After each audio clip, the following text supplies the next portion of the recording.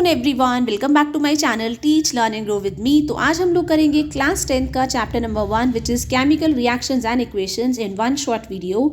उन सारे कैंडिडेट्स के लिए, उन सारे स्टूडेंट्स के लिए जो क्लास 10th में है और अपने बोर्ड एग्जाम्स देने वाले हैं 15 फरवरी से, बट चैप्टर नंबर 1 के अंदर उनको बहुत ज़्यादा कन्फ्यूजन है।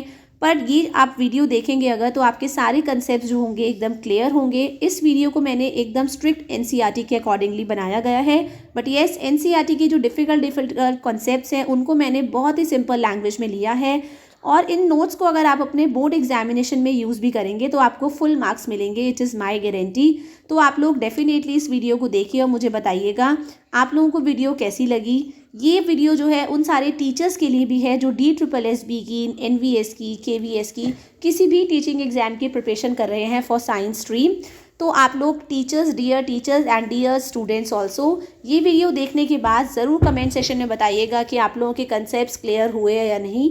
एंड अगर आप इन डेफिनेशंस को, इन नोट्स को अपने बोर्ड एग्जामिनेशन में भी यूज़ करोगे तो वो वहाँ पे भी वर्क करेंगे। इवन मैं खुद I am a science teacher और मैं लास्ट 15 ईयर्स से साइंस पढ़ा रही हूँ। तो आप लोग डेफिनेटली इस वीडियो को देख के अपने कमेंट्स डालिएगा। तो बढ़ते हैं हमारे चैप्टर की तरफ, केमिकल रिएक्शंस एंड इक्वेशंस। सो आप लोग वीडियो में देख सकते हैं ये हो क्या रहा है। तो it is called rusting of iron. आप देख सकते हैं जब हम रेगुलर नई नई चेन्स लेते हैं, चेन मतलब बांधने वाली चेन लेते हैं, आयरन की चेन लेते हैं, तो वो बहुत शाइनी होती है, बहुत अच्छी दिखती है। बट थोड़े टाइम के बाद जब उसको हम ज़्यादा यूज़ करते रहते हैं, वो खुले एनवायरनमेंट में रहती है, एयर के कांटेक्ट में आती है, मॉइस्चर के कांटेक्ट में आती है, तो उस पर जंग लग जाता है। ये सबने ऑब्जर्वेशन करी होगी डेफिनेटली। इसी को बोलते हैं हम रस्टिंग ऑफ आयरन। यहाँ आप देख सकते हैं प्रोसेस ऑफ फोटोसिंथेसिस, जिससे प्लांट्स अपना खाना खुद बनाते हैं using sunlight, carbon dioxide and chlorophyll. इसमें भी फिर क्या बनता है, आपका कार्बोहाइड्रेट्स फॉर्म होता है, ग्लूकोज बनता है। एक और केमिकल रिएक्शन जिसके अंदर क्या है, वुड इज बर्निंग। जैसे ही अगर आपने देखा होगा जब वुड बर्न हो जाता है तो हमारी ऐश प्रोड्यूस होती है। तो इन तीनों की तीनों पिक्चर्स के अंदर आपने क्या देखा कि जो इनिशियल सब्सटेंसेस थे, जो पहले के सब्सटेंस थे, लाइक यहाँ पे इनिशियल सब्सटेंस क्या है, वुड है। वुड बर्न हुआ और क्या बनाया, बर्न करके ऐश बनाया। तो इनिशियल सब्सटेंसेस जो थे वो कन्वर्ट किस में हो गए, एक न्यू प्रोडक्ट्स के अंदर चेंज हो गए, नई नई चीज़ें बन गई। इसके अंदर भी आप ये देखेंगे कि कार्बन डाइऑक्साइड ने, सनलाइट ने, आपकी क्लोरोफिल ने क्या बनाया, मिलके बनाया खाना इन द फॉर्म ऑफ कार्बोहाइड्रेट्स, और खाना बन गया प्लांट्स के लिए जो हमें अवेलेबल होता है डिफरेंट डिफरेंट फॉर्म्स। यहाँ पे भी आप देखेंगे यहाँ पे न्यू चेन थी आयरन की, लेकिन जैसे ही कुछ टाइम बीता, एयर और वाटर में कॉन्टैक्ट आने के बाद वो चेंज हो गई रस्ट के अंदर। Rust is also a new substance. तो इन सब के अंदर क्या हो रहा है, केमिकल रिएक्शन हो रहा है। सिमिलरली जैसे ही हम लोग मेडिसिन खाते हैं, आपने देखा होगा आपको कोल्ड हो रहा है, कफ हो रहा है, फीवर हो रहा है, पर जैसे ही हम दवाई खाते हैं, दवाई खाने के बाद हम एकदम से ठीक हो जाते हैं। पर ऐसा कोई मैजिक नहीं होता है, हमारी बॉडी में होता है केमिकल रिएक्शन। जैसे ही हम लोग खाना खाते हैं, हमारे अंदर क्या होता है, हमारा फूड जो होता है हमारी बॉडी में डाइजेस्ट होता है। डाइजेस्ट होने के बाद क्या आती है, हमारी बॉडी के अंदर एनर्जी आती है। उसमें भी क्या होता है, केमिकल रिएक्शन, कि हम जो भी खाना खाते हैं वो क्या होता है, हमारी बॉडी में ऑक्सीडाइज होता है, और ऑक्सीडेशन के बाद क्या होता है, हमारी बॉडी में एनर्जी प्रोड्यूस होती है, which is called chemical reaction. तो आइए करते हैं एक्चुअली में what is the chemical reaction. अगर बोर्ड के एग्जामिनेशन में आपसे पूछा जाता है एक्चुअली में what is the chemical reaction, तो आप लोग क्या लिखेंगे। So what is a chemical reaction? A chemical reaction is a process in which one or more substances react together to form one or more new substances. तो chemical reaction एक ऐसा process है जिसमें एक या एक से ज़्यादा सब्सटेंसेस रिएक्ट करते हैं और बनाते हैं नए नए सब्सटेंसेस। तो जो सब्सटेंसेस रिएक्ट करते हैं आपस में उनको बोला जाता है रिएक्टेंट्स, और रिएक्टेंट्स हमेशा लेफ्ट साइड पे प्रेजेंट होते हैं। एंड दो केमिकल रिएक्शन के बाद जो न्यू सब्सटेंसेस बनते हैं उन्हीं को बोला जाता है प्रोडक्ट्स, एंड प्रोडक्ट्स को हमेशा हम लोग राइट हैंड साइड पे शो करते हैं। तो ये डेफिनेशन आप अपने बोर्ड एग्जामिनेशन में यूज़ कर सकते हैं। नेक्स्ट हमारे क्या क्या एग्जाम्पल्स है केमिकल रिएक्शन के। कुछ एग्जाम्पल्स मैं आप लोग को ऑलरेडी दिखा चुकी हूँ with the help of pictures. Now और देख लेते हैं एग्जाम्पल। आप लोगों ने देखा होगा जब आपको दही बनानी होती है तो हम क्या करते हैं, अपने ल्यूकवार्म मिल्क के अंदर हम लोग थोड़ा सा एक बूंद डालते हैं, एक ड्रॉप डालते हैं दही की, और हमारा कुछ टाइम के बाद जो मिल्क होता है it is converted into curd. आप लोग कुकिंग ऑफ फूड करते हैं, जब लोग खाना बनाते हैं तो जो रॉ पोटैटो होते हैं, अगर आप लोगों ने आलू बनाए हैं तो वो पोटैटो क्या हो जाते हैं, वो चेंज हो जाते हैं इन द बॉइल्ड पोटैटो, और उसका टेस्ट भी चेंज हो जाता है। ठीक है, इसको बोलते हैं केमिकल रिएक्शन, कि आलू के अंदर, पोटैटो के अंदर क्या हुआ है, केमिकल रिएक्शन। अगर आप लोग एप्पल को छोड़ देते हैं बाहर कट करने के बाद, या कुछ टाइम तक आप लोगों ने मार्केट से एप्पल ला के रखे बट आप उसे खाना भूल गए, तो आप देखा होगा आपके एप्पल धीरे धीरे खराब होने लग जाते हैं, उसका टेस्ट चेंज होने लग जाता है, उसका कलर चेंज होने लग जाता है। क्यों? क्योंकि उसके अंदर होता है केमिकल रिएक्शन। आप लोग मार्केट से ग्रेप्स लेके आए और ग्रेप्स क्या हो गए, आप लोग खाना भूल गए, थोड़ी देर के बाद आपने देखा होगा ग्रेप्स जो हो जाते हैं सड़ने लग जाते हैं, which is called fermentation of grapes. Next, digestion of food, ये मैंने आपको बताया था, जैसे ही हम लोग खाना खाते हैं हमारी बॉडी के अंदर कुछ टाइम के बाद एनर्जी फील होने लग जाती है, एनर्जी आने लग जाती है। वो क्यों होती है? Because of digestion of food, क्योंकि हमारी बॉडी में क्या होता है, फूड ऑक्सीडाइज हो रहा होता है। Next, respiration, rusting of iron, ये सारे के सारे एग्जाम्पल्स हैं आपके केमिकल रिएक्शंस के। Now this is one of the very very most important activity for board examination, magnesium ribbon activity. इसमें आपको करना क्या है, आपको मैग्नीशियम रिबन लेना है, आपके टीचर से ज़रूर आपको कराया होगा। एंड मैग्नीशियम रिबन लेने के बाद आप लोगों को उसको सैंड पेपर से क्लीन करना है। वो क्यों क्लीन करना है? क्योंकि आपको पता है मैग्नीशियम इज़ अ मेटल, और जो मेटल्स होते हैं वो क्या करते हैं, जो एनवायरनमेंट के अंदर ऑक्सीजन होती है उसके साथ रिएक्ट करके क्या करते हैं, एक मैग्नीशियम ऑक्साइड की लेयर बना देते हैं। तो उस मैग्नीशियम ऑक्साइड की लेयर को हटाने के लिए हम उसको सैंड पेपर से क्लीन करते हैं। देन आपको टोंग से क्या करना है, उसको पकड़ना है मैग्नीशियम रिबन को, और स्पिरिट लैम्प के अंदर उसको बर्न करना है। और जैसे ही आप बर्न करेंगे आपको पता है मैग्नीशियम रिबन जो होगा वो चेंज हो जाएगा एक वाइट कलर के पाउडर के अंदर, जिसको आप कलेक्ट करेंगे वॉच ग्लास में, जिसको बोला जाता है मैग्नीशियम ऑक्साइड। एक चीज़ आप लोग और ऑब्जर्व आपने किया होगा कि मैग्नीशियम रिबन क्या होता है, जब इसको बर्न करते हैं ना तो बहुत ब्यूटीफुल वाइट कलर का चमकता हुआ फ्लेम आता है। यहाँ आप देखेंगे आपकी मैग्नीशियम रिबन में एक्टिविटी है जो केमिकल रिएक्शन होता है, which is very very important, आपको पता होना चाहिए। जब जैसे ही मैग्नीशियम रिबन को हम बर्न करते हैं वो वाइट पाउडर के अंदर क्या हो जाता है, कन्वर्ट हो जाता है। और वो वाइट पाउडर क्या होता है, इट इज़ मैंने यहाँ पे मेंशन किया है, change into white powder of magnesium oxide on burning. This is a chemical reaction. आप देख सकते हैं magnesium plus oxygen changes into magnesium oxide. तो मैंने आपको बताया था लेफ्ट साइड वाले क्या होते हैं, रिएक्टेंट्स होते हैं। तो यहाँ पे Mg और O2 क्या है, they are the reactants, and MgO क्या है, it is the product. Next, आपको कैसे पता लगेगा कि केमिकल रिएक्शन हुआ है या नहीं? तो पहली चीज़ जो होती है चेंज ऑफ स्टेट। अगर आपको लग रहा है कि स्टेट चेंज हुई है किसी भी सब्सटेंस की जिसमें केमिकल रिएक्शन हो रहा है, तो आप उससे पता लगा सकते हैं कि कुछ रिएक्शन हुआ है। देन चेंज ऑफ कलर, अगर आप लोगों ने देखा है कि कलर चेंज हो गया है, जैसे मैग्नीशियम रिबन जो होता है आपका क्या होता है, सिल्वर कलर का होता है, पर जैसे ही आप उसको बर्न करेंगे ना वो क्या करेगा, वाइट कलर का पाउडर बन जाएगा। सिमिलरली रस्टिंग ऑफ आयरन का एग्जाम्पल ले लेते हैं। जब आप लोग न्यू आयरन चेन लेते हैं तो वो बहुत शाइनी होती है, पर जैसे ही वो थोड़े टाइम कांटेक्ट में आती है पानी के और एयर हवा के कांटेक्ट में, तो वो धीरे धीरे क्या हो जाती है, रेडिश ब्राउन कलर की, उस पर जंग लगने लग जाता है। इसका मतलब चेंज ऑफ कलर से भी आप पता लगा सकते हैं कि केमिकल रिएक्शन हुआ है। इवोल्यूशन ऑफ अ गैस, अगर आपको लग रहा है कहीं से कोई गैस निकल रही है, ठीक है, टेस्ट ट्यूब के अंदर से अगर आपको गैस निकलती हुई नज़र आ रही है, तो आप लोग भी बता सकते हैं कि येस केमिकल रिएक्शन हुआ है। एंड देन अगर चेंज इन टेम्परेचर, अगर आप लोग कोई केमिकल रिएक्शन कर रहे हैं और आप टेस्ट ट्यूब को टच करते हैं, अगर टेस्ट ट्यूब आपको गर्म दिख रही है, इसका मतलब केमिकल रिएक्शन हुआ है।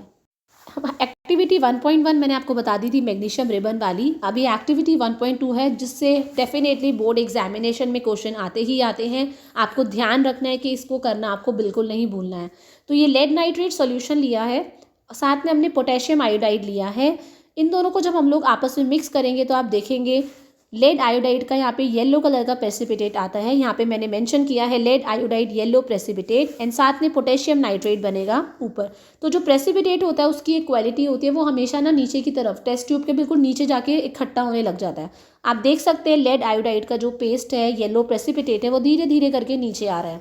एंड ये आपका केमिकल रिएक्शन है जिसको आप बहुत ध्यान से रखेंगे।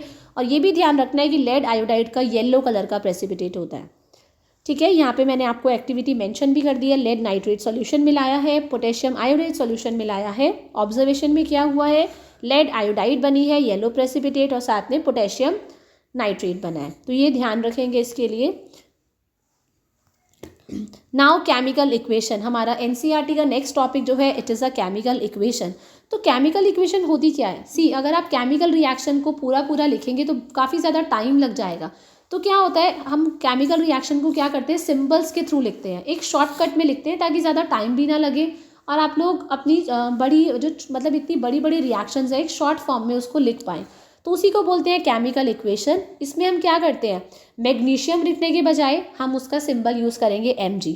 पूरा ऑक्सीजन लिखने के बजाय हम लोग सिंबल यूज़ करेंगे O2, ठीक है। मैग्नीशियम ऑक्साइड लिखने के बजाय हम लोग उसका सिंबल यूज़ करेंगे MgO, तो उसी को बोलते हैं केमिकल इक्वेशन। तो chemical equation is a symbolic representation of a chemical reaction. यही मैंने आपको एग्जाम्पल फिर से ले लिया है ताकि आपको अच्छे से याद हो जाए।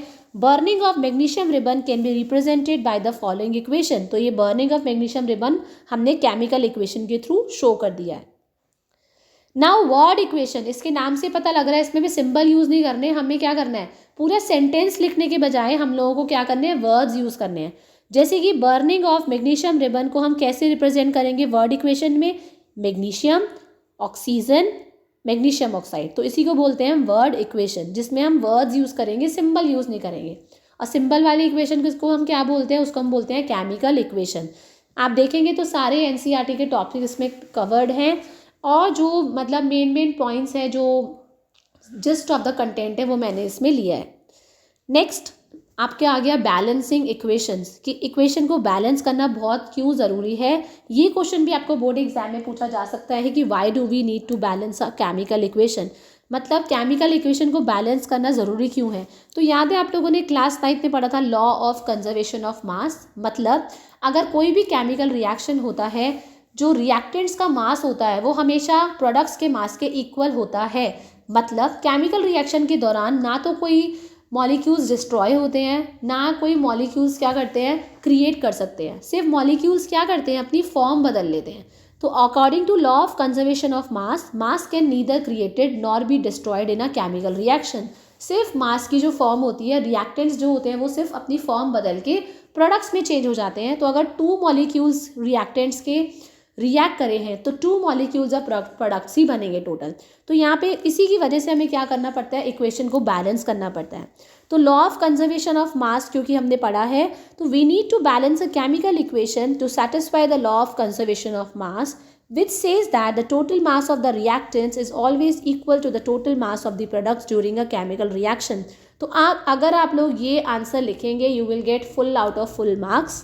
तो ये आपका एक्चुअली में रीज़न है कि हम क्यों बैलेंस करते हैं इक्वेशन को।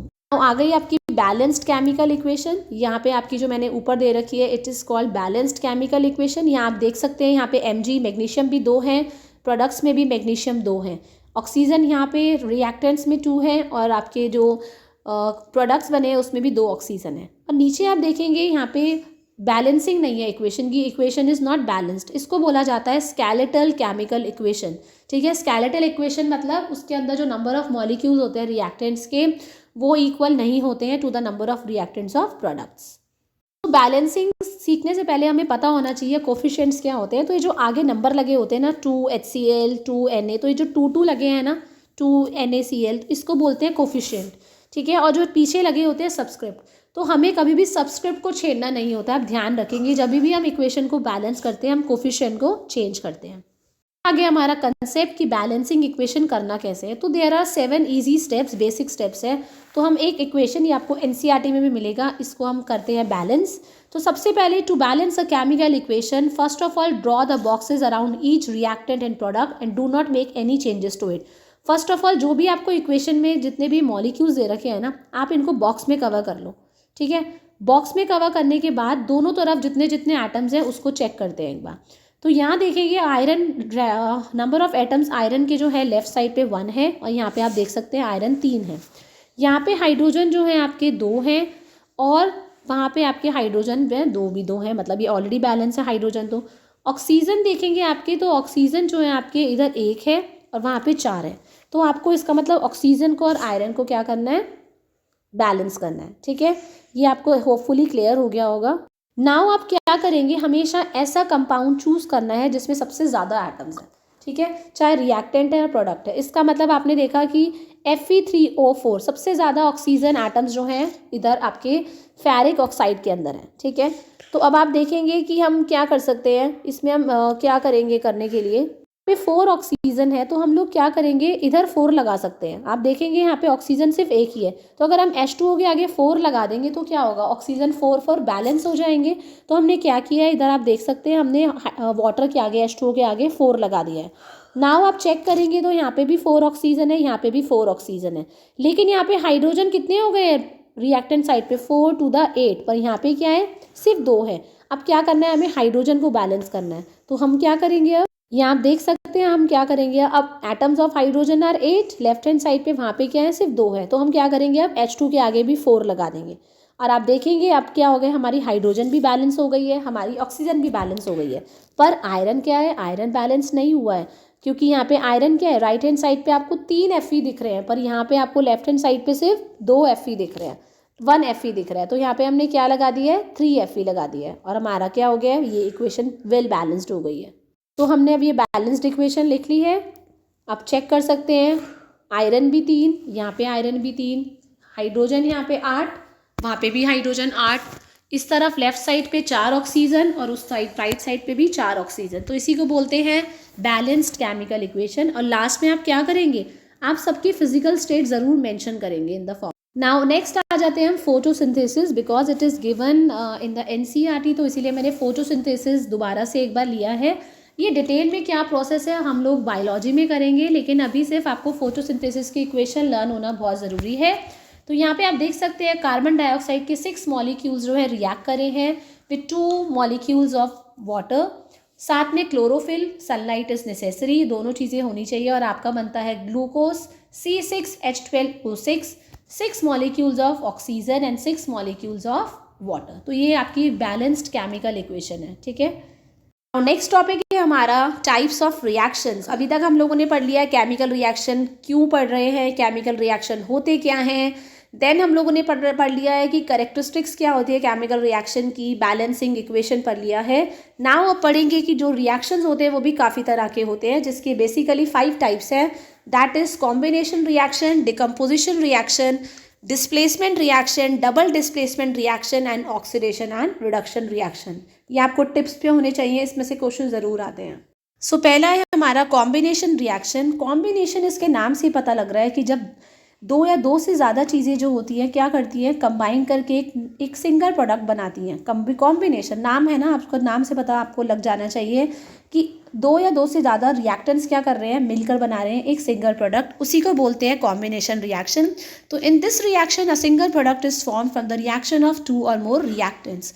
फॉर एग्जाम्पल यहाँ आप देख सकते हैं क्विक लाइम। क्विक लाइम जो होता है आपका कैल्शियम ऑक्साइड होता है, जब वो रिएक्ट करता है वाटर के साथ तो कैल्शियम हाइड्रोक्साइड बनती है along with the liberation of heat, मतलब इसमें हीट भी रेज होती है, हीट भी निकलती है, उसी को बोलते हैं हम लोग combination reaction.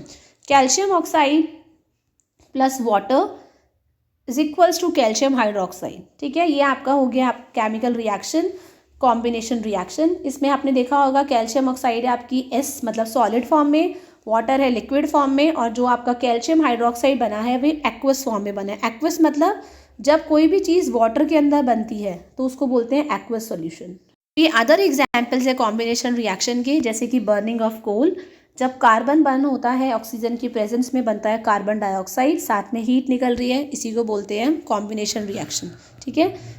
Again formation of water, H2 और O2 मिलके क्या बना रहे हैं, आप देख सकते हैं H2 जो है गैस है, O2 भी गैस है, पर दोनों ने मिलके क्या बना दिया, लिक्विड वाटर बना दिया। तो ये भी एग्जाम्पल है आपको कॉम्बिनेशन रिएक्शन का। ये क्वेश्चन बहुत कॉमन है जो पूछा जाता है कि why do we see the shiny finish on the walls after 2-3 days of white washing. आप लोगों ने देखा होगा जैसे ही हमारे घर में वाइट वॉश होती है तो 2 या 3 दिन के बाद ही क्या होती है, वॉल्स अच्छी लगती है। शुरू में हम क्या कहते हैं, अच्छा नहीं लग रहा है जो हमने सफ़ेदी कराई है, बट 2 से 3 दिन के बाद क्या होता है, एक शाइनी फिनिश आ जाती है वॉल्स के ऊपर। वो क्यों आती है, तो सबसे पहले आपको ये पता होना चाहिए, जो आपके पेंटर्स आते हैं जो वो वाइट वॉश करते हैं, जो वो वाइट कलर का लिक्विड लेते हैं, वो होता क्या है, तो that liquid is slaked lime, ठीक है। स्लेक्ड लाइम होता है आपका कैल्शियम हाइड्रोक्साइड। इनके कॉमन नेम जो 3-4 कॉमन नेम है इस चैप्टर के अंदर, वो मैं आपको अलग से वीडियो में दे दूंगी। तो स्लेक्ड लाइम होता है कैल्शियम हाइड्रोक्साइड, यही क्या करते हैं, वाइट वॉशिंग के लिए यूज़ किया जाता है। तो कैल्शियम हाइड्रोक्साइड जैसे ही दीवारों पे हम पेंट कर देते हैं, दीवारों पे लगा देते हैं, तो थोड़े थोड़े आपको पता है कि हमारे एनवायरनमेंट में, हमारी एयर में क्या होती है, कार्बन डाइऑक्साइड होती है। तो ये कैल्शियम हाइड्रोक्साइड ज्वाइन करता है, कंबाइन करता है कार्बन डाइऑक्साइड के साथ और बनाता है कैल्शियम कार्बोनेट, जो आपका मिल्की होता है नेचर में। अब वही कैल्शियम कार्बोनेट क्या होता है, आपकी दीवारों पे बनता है, जिससे वो शाइनी फिनिश फीलिंग आती है, शाइनी फिनिश लगती है।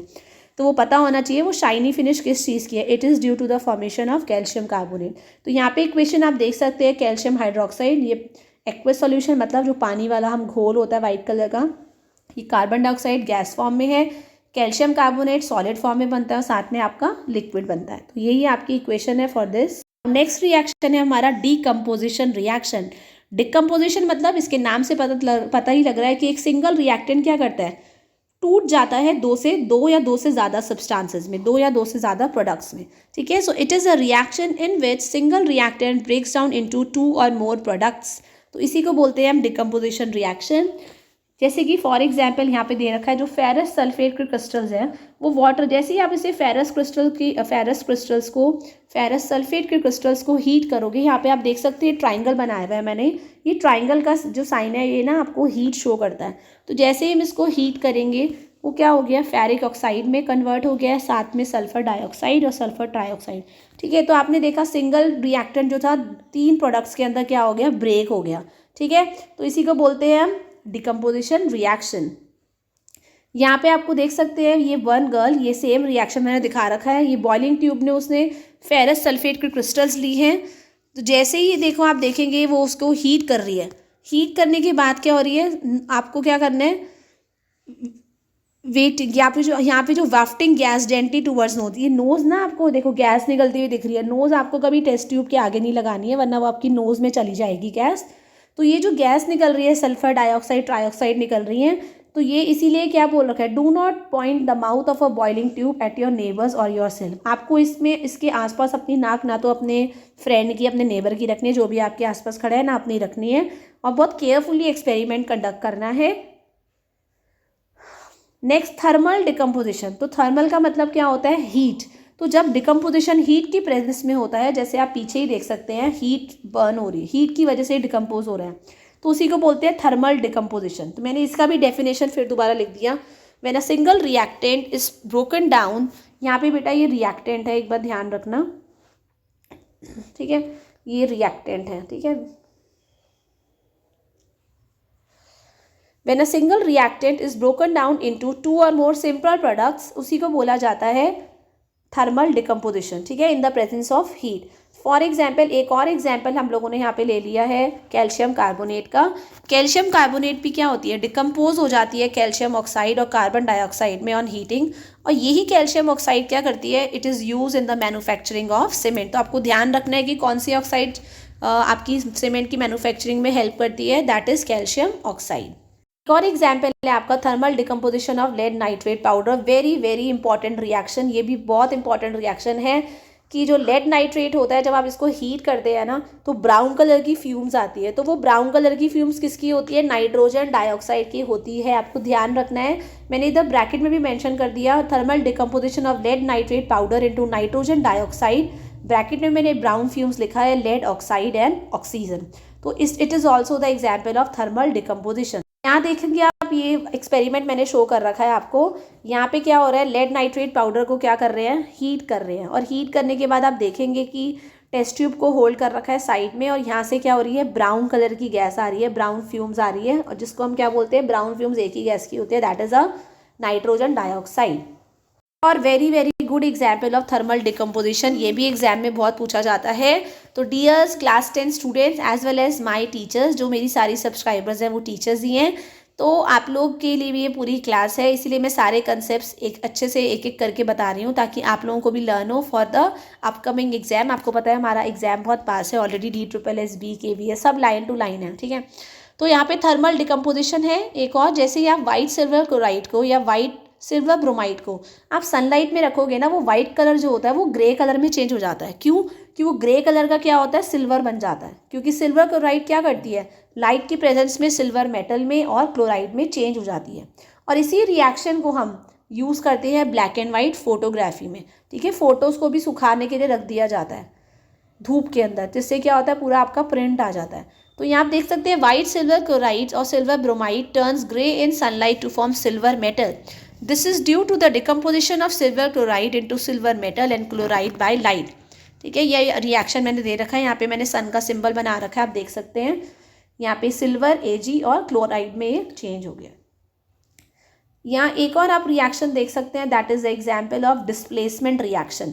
डिस्प्लेसमेंट रिएक्शन मतलब एक को हटा के उसकी जगह ले लेना, ठीक है। दो पर्सन है, फॉर एग्जाम्पल एक ज़्यादा रिएक्टिव है और एक कम रिएक्टिव है, तो क्या करता है, ज़्यादा रिएक्टिव क्या करता है, कम रिएक्टिव वाले को उसको उठा के और उसकी जगह पे बैठ जाता है, तो उसी को बोलते हैं डिस्प्लेसमेंट रिएक्शन। ये हमारी क्लास में भी होता है ना, ज़्यादा जो ओवर एक्टिव बच्चे होते हैं क्या होते हैं, लेस एक्टिव बच्चों को उनकी सीट पे जाके बैठ जाते हैं, वो जो दूसरे वाले बच्चे आते हैं तो वो सीधे साधे से वो क्या करते हैं, वो दूसरी सीट पे जाके बैठ जाते हैं। पर मोर रिएक्टिव वाले ने क्या किया, पहले वाले लेस रिएक्टिव वाले मेटल की क्या कर ली, जगह ले ली, इसी को बोलते हैं displacement reaction. In this reaction a more reactive element displaces the less reactive elements from its salt solution.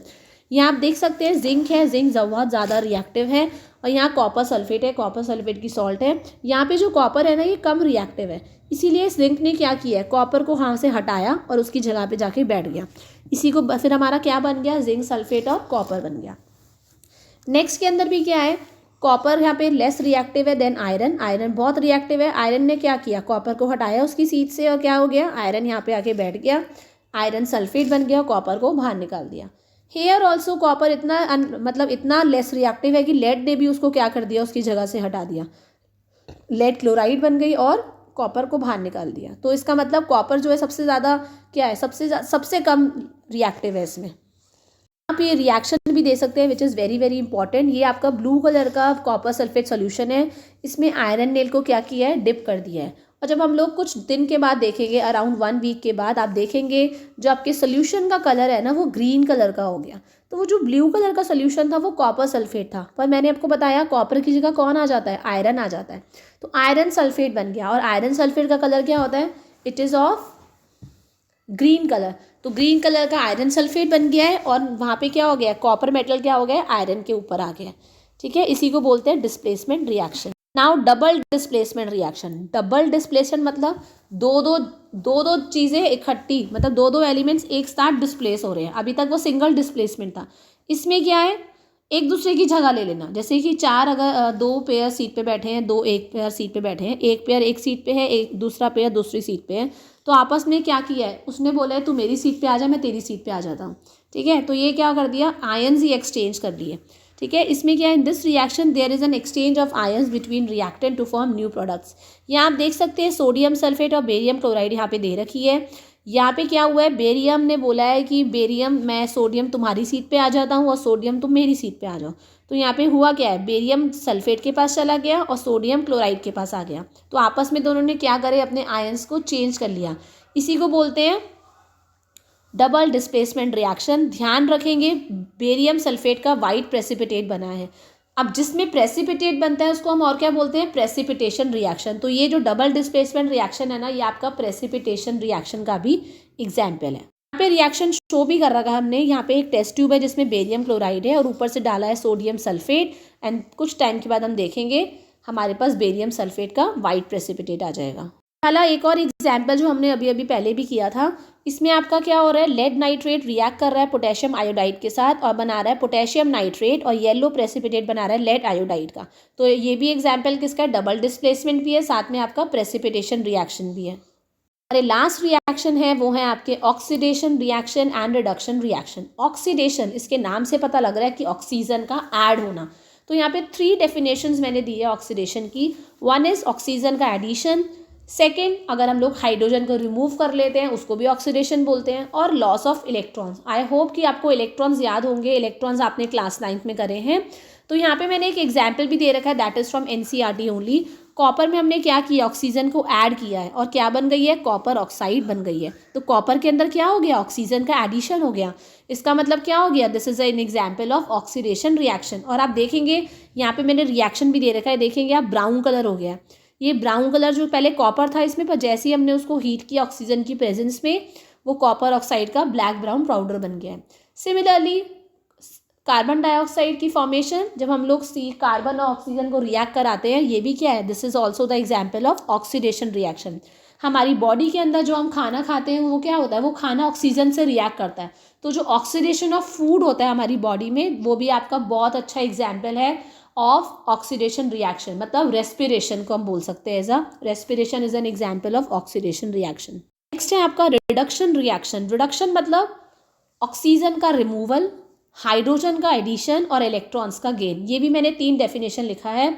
तो यहाँ देखते हैं, हमें ऑक्सीजन को रिमूव करना है, आपने देख लिया, क्योंकि ऑक्सीजन की एडिशन होती है ऑक्सीडेशन। अब ऑक्सीजन को हम क्या करेंगे, रिमूव करेंगे। तो यहाँ देखेंगे, हमने जो कॉपर ऑक्साइड बनी थी इसमें क्या है, ऑक्सीजन है। अब इस ऑक्सीजन को अगर हम लोग रिमूव कर देते हैं बाय एडिंग हाइड्रोजन, तो क्या हो गया, कॉपर अकेला रह गया और हाइड्रोजन ने क्या कर लिया है, इसकी ऑक्सीजन को ले लिया है और बना दिया है वाटर। तो यहाँ पे आप देखेंगे, यहाँ पे CuO था, यहाँ पे आके क्या हो गया, Cu हो गया। मतलब ऑक्सीजन इसकी बॉडी से क्या हो गई, रिमूव हो गई। इसका मतलब इसको हम क्या बोलते हैं, रिडक्शन रिएक्शन। और यहाँ पे आपने देखा H2 जो था, H2 के अंदर ऑक्सीजन की एडिशन हो गई। तो एडिशन की ऑक्सीजन हो गई, तो इसका मतलब इसमें दोनों चीज़ें एक साथ हो रही हैं। कॉपर तो क्या हो रहा है, रिड्यूस हो रहा है, पर हाइड्रोजन क्या हो रहा है, ऑक्सीडाइज हो गया, हाइड्रोजन बन गया, हाइड्रोजन साथ में ऑक्सीजन लग गया। ठीक है। Now redox reaction, very very important. Redox reaction, RE for reduction, RED for reduction, OX for oxidation. मतलब ऐसे रिएक्शंस जिसके अंदर ऑक्सीडेशन और रिडक्शन एक साथ होता है, एक ही रिएक्शन में होता है, उसको बोलते हैं हम oxidation reduction reaction.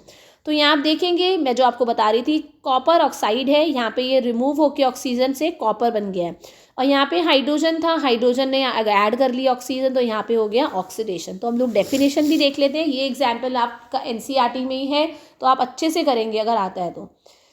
So when the oxidation and reduction reactions are taking place simultaneously in a chemical reaction, then such reactions are called redox reactions. तो यहाँ पे एक और एग्जाम्पल आ गया है, जिंक ऑक्साइड प्लस कार्बन।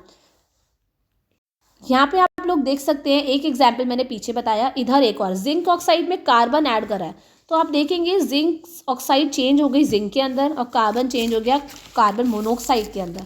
तो जिंक ऑक्साइड का क्या हो गया, रिडक्शन हो गया, कार्बन का क्या हो गया, ऑक्सीडेशन हो गया।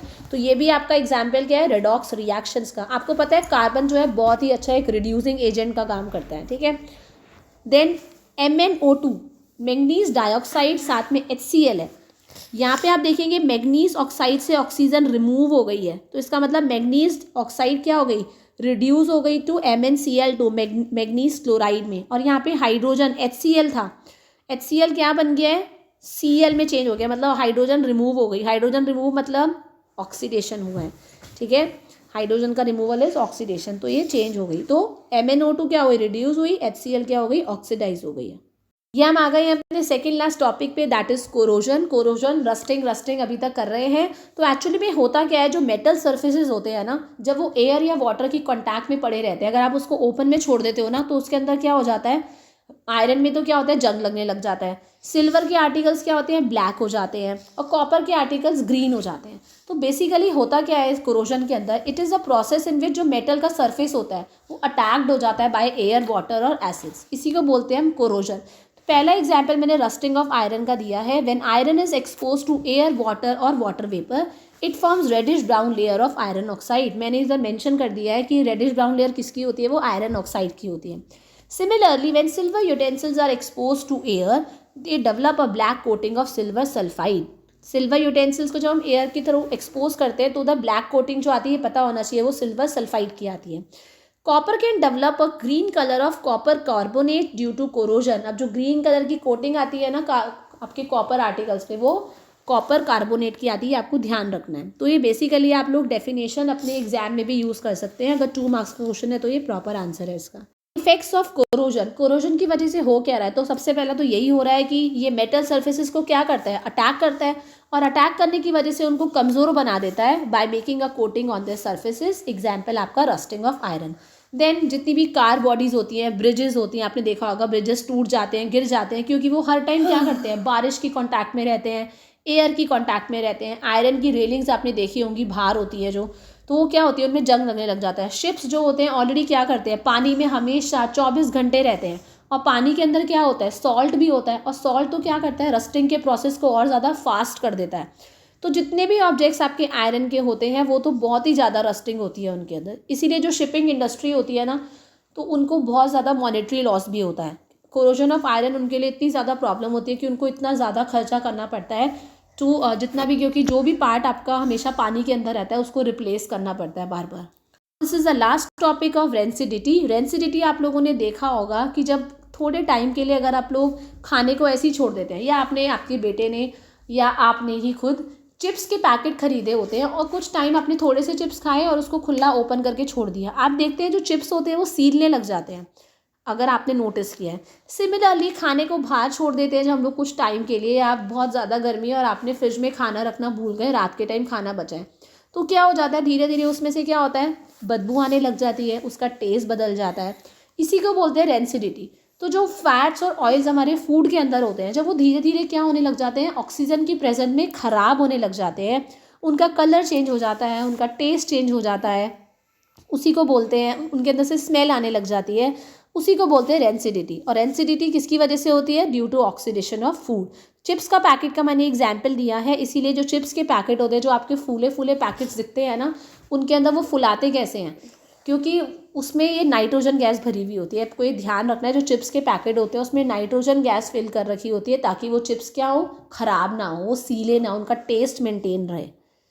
आप चाहते हैं रेंसिडिटी को प्रिवेंट करना, तो हम लोग क्या करते हैं, खाने को बचाने के लिए, अगर आप खाते हैं कि खाना ख़राब ना हो, तो सबसे पहले क्या होता है, एंटीऑक्सीडेंट्स डले होते हैं। ठीक है, ये आपको ध्यान रखना है। हर एक फूड आइटम में जो आपके प्रिजर्वेटिव्स होते हैं ना, आप अचार देखते हैं, जो मार्केट का अचार आता है, जैम लेते हैं, सॉस लेते हैं, तो उसमें देखना हमेशा एंटीऑक्सीडेंट्स प्रिजर्वेटिव्स ऐड होते हैं, ताकि वो ख़राब ना हो। देन फूड जो होता है हमेशा एयर टाइट कंटेनर्स में देते हैं। ठीक है, आपने दिवाली के टाइम देखा होगा, जो बिकानों के रसगुल्ले के डब्बे आते हैं वो एयर टाइट कंटेनर्स होते हैं, और बोलते हैं कि जब आप इसको ओपन करें तो 24 घंटे में कंज्यूम कर लें। वो इसीलिए बोला जाता है कि ओपन करने के बाद क्या होती है, ऑक्सीजन उसमें एंटर कर सकती है, उनको ख़राब कर सकती है, इसीलिए फूड को क्या किया जाता है, एयर टाइट कंटेनर्स में रखा जाता है। देन हम खाने को बचाने के लिए, ख़राब होने से, हम लोग फ्रिज के अंदर भी खाना रखते हैं, that is refrigerated food. And साथ में क्या होता है, हम लोग ऑक्सीजन को निकाल के फूड आइटम्स में क्या करते हैं, अनदर गैस डाल देते हैं, जैसे कि नाइट्रोजन गैस का एग्जाम्पल। कुछ टॉपिक्स ऐसे हैं इसके अंदर जो इसमें नहीं है, like exothermic endothermic reactions, reducing agent, oxidising agent. तो ये चीज़ें आपको पता होना चाहिए। तो ये छोटा सा मैं 5-10 मिनट्स का एक वीडियो और बनाऊंगी to tell you how to write in board examination. Till the time, thank you everyone, have a nice day, and अपना फीडबैक देना बिल्कुल भी मत भूलिएगा। मिलते हैं हमारी नई वीडियो के साथ। Thank you. माँ यार, ये तो आपके पूरे